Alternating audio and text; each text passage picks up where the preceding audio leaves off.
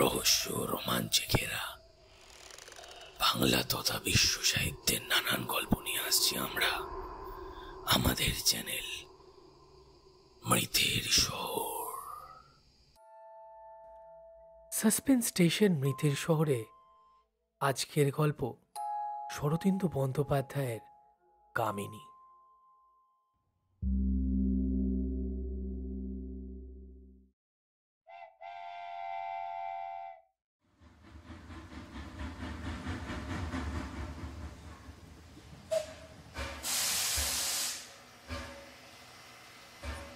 স্টেশনে ট্রেন থামতেই হ্যাটকোট পরা সুরনাথবাবু নেমে পড়লেন। স্টেশনটি ছোট, তার সংলগ্ন জনপথটাও বিস্তীর্ণ নয়। ট্রেন 2 মিনিট থেমে চলে গেল। সুরনাথ ঘোষ একজন পোস্টাল ইন্সপেক্টর। সম্প্রতি এদিককার গ্রামাঞ্চলে কয়েকটা নতুন পোস্ট অফিস খুলেছে। সুরনাথবাবু সেগুলি পরিদর্শন করতে এসেছেন এখানে। এর আগে তিনি কখনো এদিকে আসেননি। ছোট্ট সুটকেসখানা হাতে নিয়ে তিনি স্টেশন থেকে বের হলেন। সঙ্গে অন্য কোনো লটবহর নেই। সুটকেসের মধ্যে আছে এক সেট জামা, প্যান্ট, ধুতি, গামছা, সাবান, দাঁত মাজার ব্রাশ ইত্যাদি। স্থানীয় পোস্ট অফিসটা স্টেশনের কাছে। ডাক এবং তার দুই আছে, কিন্তু সবই শহরের অনুপাতে। একজন পোস্টমাস্টার, একজন কেরানি ও 2 জন পিয়ন। পোস্ট অফিসের পিছন দিকটায় পোস্টমাস্টার সপরিবারে বাস করেন। বেলা আন্দাজ 11টার সময় সুরনাথবাবু পোস্ট অফিসে এসে নিজের পরিচয় দিলেন। পোস্টমাস্টার তাকে খাতির করে ভেতরে নিয়ে গেলেন। দুপুরের খাবারের ব্যবস্থা পোস্টমাস্টারের বাসাতেই হল। মধ্যাহ্ন ভোজনের পর সুরনাথবাবু ঘণ্টাখানেক বিশ্রাম করলেন। তারপর আবার ধরা চড়া পড়ে বের হবার জন্য তৈরি হলেন। ইতিমধ্যে তিনি খবর নিয়ে জেনেছেন যে তাকে মোট 3টি পোস্ট অফিস পরিদর্শন করতে হবে, আর এর মধ্যে যেটা সব থেকে কাছে তার দূরত্ব 12 মাইল। কাঁচা পাকা রাস্তা আছে। সুরনাথ তার পিয়নের সাইকেলটা ধার নিয়েছে।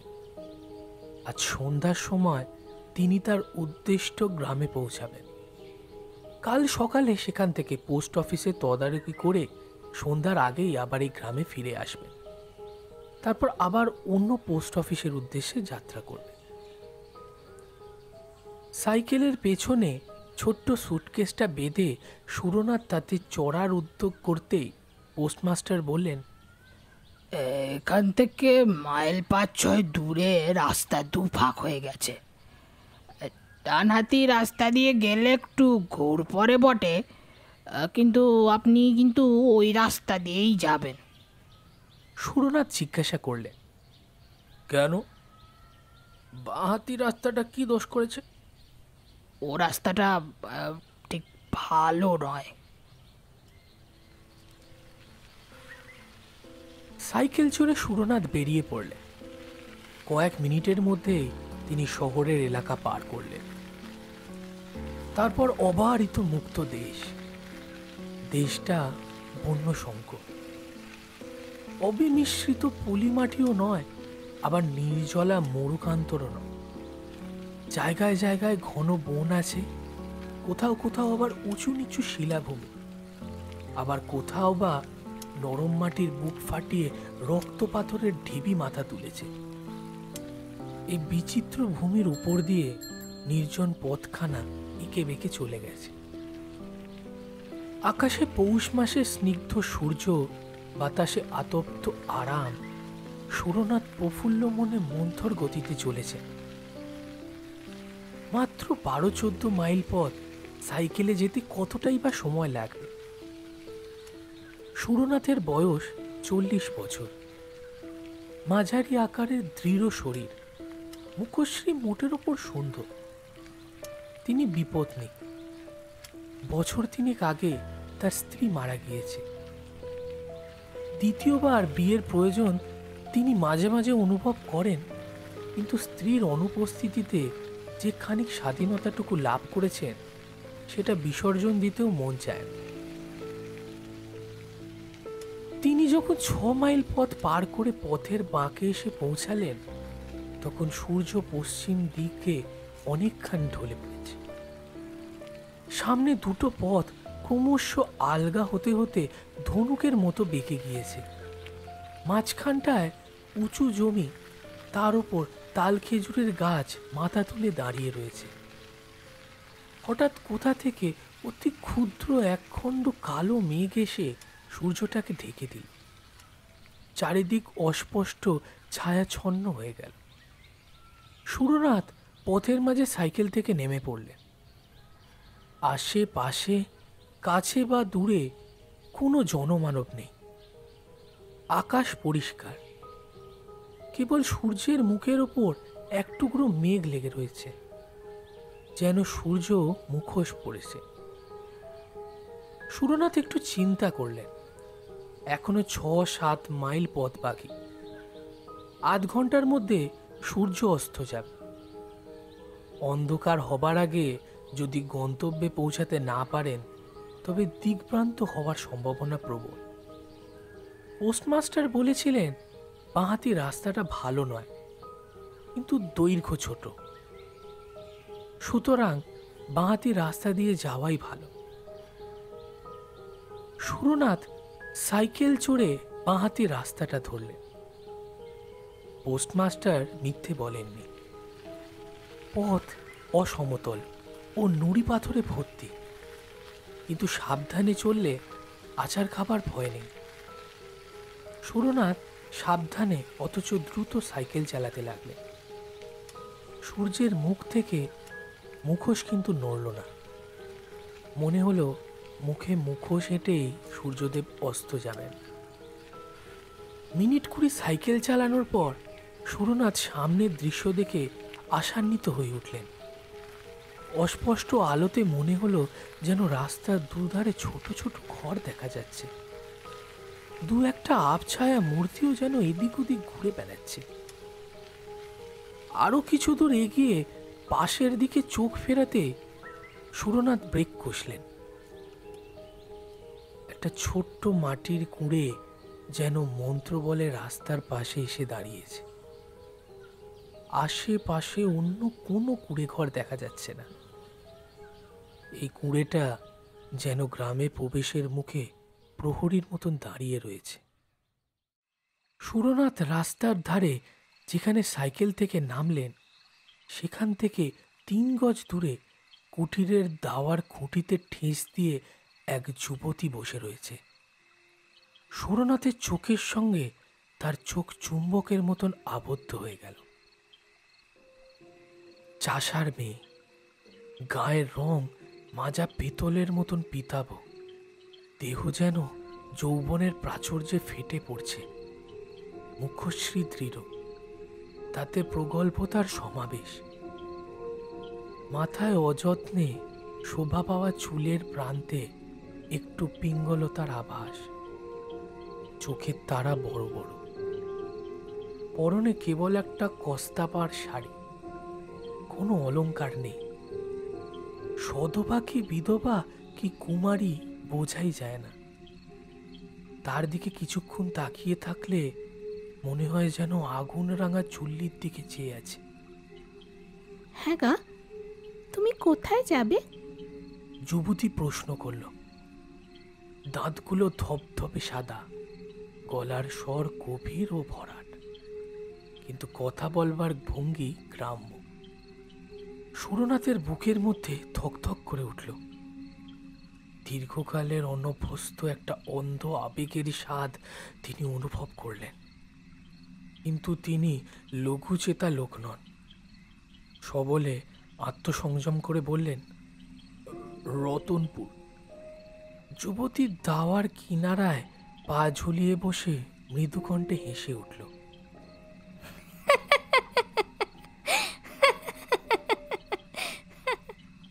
সে হাসিতে প্রগল্ভতা ছাড়া এমন অনেক কিছু আছে যা পুরুষের স্নায়ু শিরায় আগুন ধরিয়ে দিতে পারে। শেষে হাসি থামিয়ে সে বলল,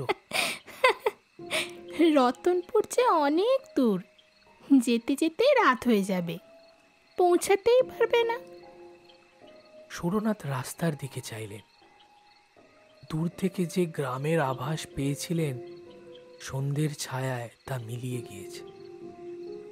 তিনি উদ্বিগ্ন গলায় বললেন, তাহলে গ্রামে কি কোথাও থাকবার জায়গা আছে? এখানেই থাকো না। সুরনাথ চমকে উঠে যুবতীর দিকে তাকালেন। যুবতীর দৃষ্টিতে দুরন্ত আহ্বান, আরো কত রহস্যময় ইঙ্গিত। সুরনাথের বুকের মধ্যে রক্ত তোল পার করে উঠল। তিনি শরীর শক্ত করে নিজেকে সম্বরণ করলেন। তারপর খানিক ভাঙা গলায় বললেন, বাড়ির পুরুষেরা কোথায়?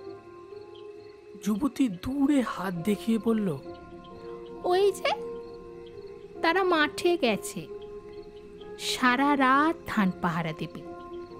মাঠে ধান পেকেছে না, পাহারা না দিলে চোরে চুরি করে নিয়ে যাবে যে। সুরনাথ গলার মধ্যে সংকোচ অনুভব করলেন। বললেন, তা যদি অসুবিধা না হয় এখানেই থাকব। যুবতী আবার খিলখিল করে হেসে উঠল। প্রায় অন্ধকারে তার হাসিটা বিদ্যুতের মতন ঝলকে উঠল। সে বলল, তোমার গাড়ি দাওয়ায় তুলে রাখো, আমি আসছি। যুবতী ঘরে প্রবেশ করল। একটা মাদুর এনে দাওয়ার এক পাশে পেতে দিল। এক ঘটি জল ও গামছা খুঁটির পাশে রেখে বলল, এই নাও, হাত মুখ ধো। চা খাবে তো? আমি এক্ষুনি তৈরি করে আনছি। যুবতী ঘরের মধ্যে চলে গেল। সুরনাথ হাত মুখ ধুয়ে মাদুরে বসলেন। ঘরে প্রদীপ জ্বলে উঠল। আলোর পীতবর্ণ ধারা দাওয়ার উপর এসে পড়ল। বাইরে নিরন্ত্র অন্ধকার চরাচর গ্রাস করে নিয়েছে। সুরনাথ বসে চিন্তা করতে লাগলেন। তার মানসিক অবস্থার বর্ণনা দেওয়া অনাবশ্যক। তীরবিদ্ধ হরিণ, পন্নিমুখ বিবিক্ষু পতঙ্গের মানসিক অবস্থাকে কবে বিবৃত করেছে। এই নাও, চা এনেছি। চা দিতে গিয়ে আঙুলে আঙুলে একটু ছোঁয়াছুঁয়ি হলো। আমি রান্না চড়াতে চললুম। সুরনাথ ক্ষীণ স্বরে আপত্তি তুললেন, আহা, আমার জন্য আবার রান্না কেন? ঘরে মুড়ি মুড়কি যদি থেকে থাকে তাই খেয়ে শুয়ে থাকবো। ও মা, মুড়ি মুড়কি খেয়ে কি শীতের রাত কাটে? রাত উপসে হাতি টলে। তোমার অত লজ্জায় কাজ নেই, 1 ঘন্টার মধ্যে রান্না হয়ে যাবে। যুবতী চলে গেল। সুরনাথ চায়ের বাটিতে চুমুক দিলেন। পিতলের বাটিতে গুড়ের চা, কিন্তু খুব গরম। তাই ছোট্ট ছোট্ট চুমুক দিয়ে খেতে খেতে তার শরীর বেশ চাঙ্গা হয়ে উঠল। সুরনাথ লক্ষ্য করেছিলেন কুটিরের মধ্যে 2টো ঘর, একটা রান্নাঘর, অন্যটা বোধহয় শোবার ঘর। তিনি অনুমান করলেন দাওয়ায় মাদুরের ওপরই তার শোবার ব্যবস্থা করা হবে। সেই ভালো হবে।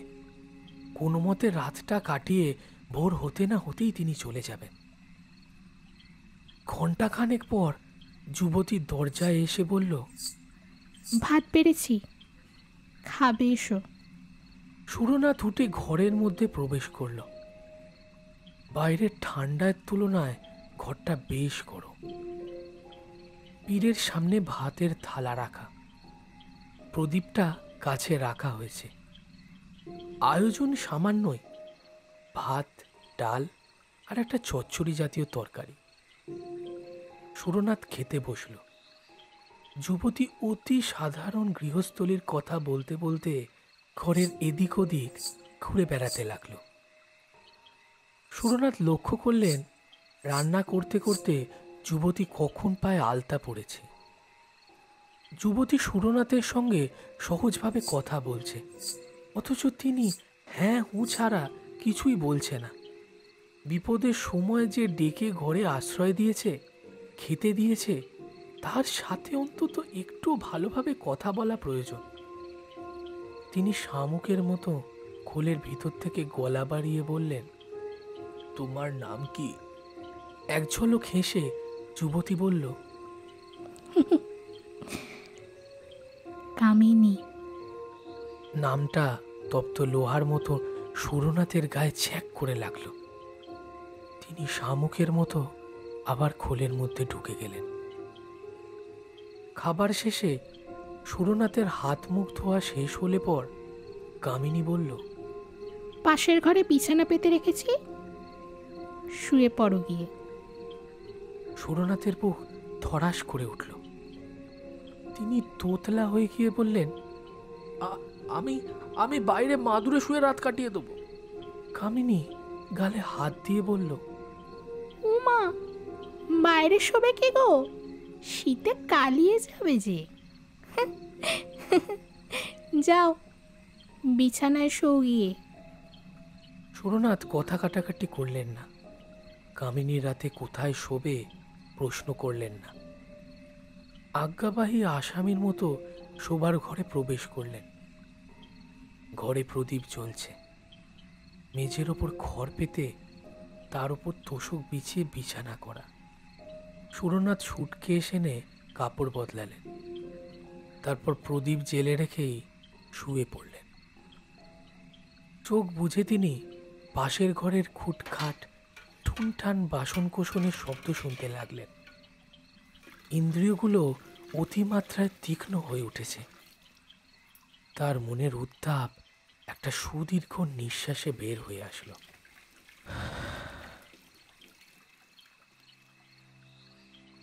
চোখ বুজে অনেকক্ষণ শুয়ে থাকবার পর তিনি আচ্ছন্নের মতন হয়ে পড়েছেন। হঠাৎই চটকা ভেঙে গেল।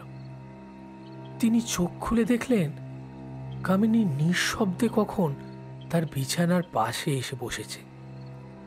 তার মুখে বিচিত্র হিংস্র মধুর হাসি।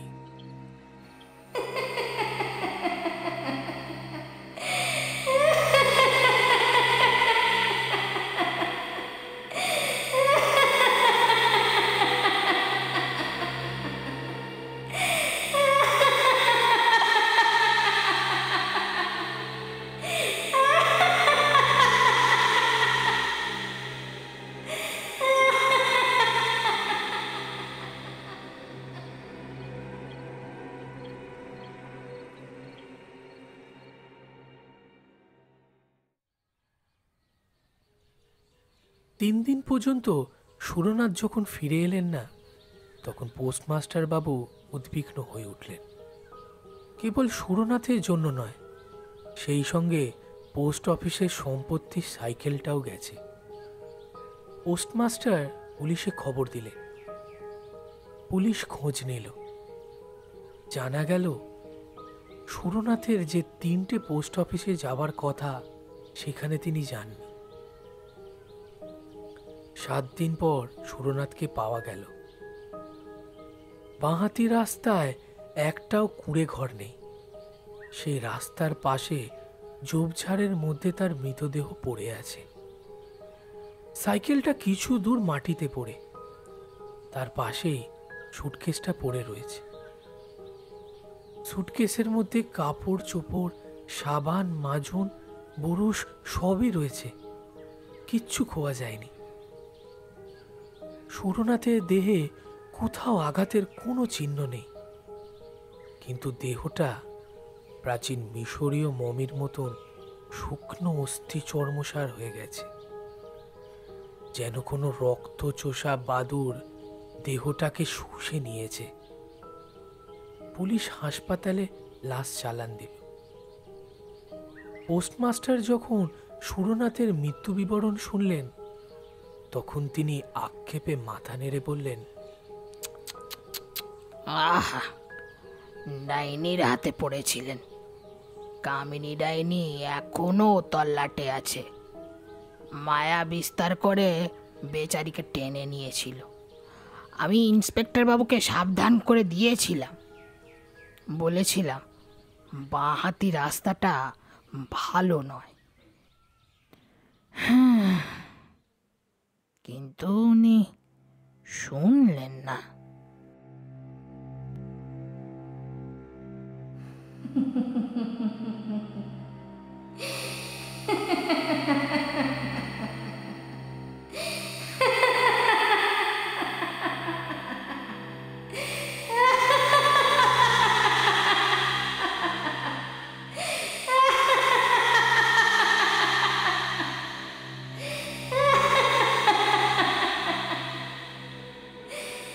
শুনছিলেন আমাদের আজকের গল্প কামিনী। রচনা শরদিন্দু বন্দ্যোপাধ্যায়। গল্পের কথক ও সুরনাথ বাবুর ভূমিকায় সুপ্রতিম। পোস্টমাস্টার বাবু ও কামিনীর ভূমিকায় আমি শুভপ্রিয়া। আমাদের ফলো করতে পারেন আমাদের ফেসবুক এবং ইনস্টাগ্রাম পেজে সাসপেন্স স্টেশন মৃতের শহর এই নামে। দেখা হচ্ছে খুব তাড়াতাড়ি আরেকটি নতুন রোমাঞ্চকর পর্ব নিয়ে। সঙ্গে থাকুন।